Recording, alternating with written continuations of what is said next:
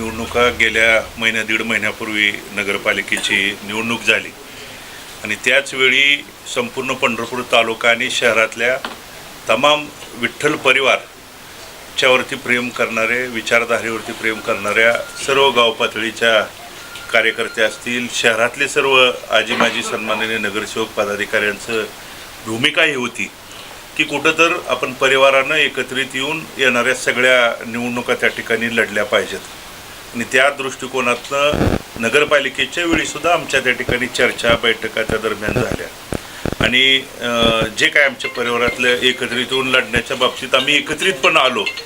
त्यानंतर काही भूमिका झाल्या हे आपल्याला सगळ्यात श्रुत आहे.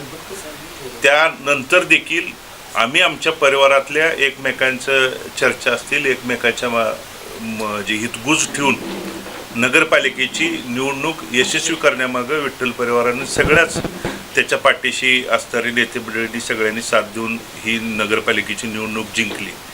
त्यानंतर आज जिल्हा परिषद पंचायत समितीच्या निवडणुका सुरू आहेत. त्या बाबतीत परत एकदा ग्रामीण भागाने सांगितलं की नगरपालिकेला तुम्ही त्या ठिकाणी काय वेगळ्या भूमिका झाल्या असतील, पण भूमिका जरी बदलल्या असतील तर मनभेद कधीच त्या ठिकाणी नव्हते.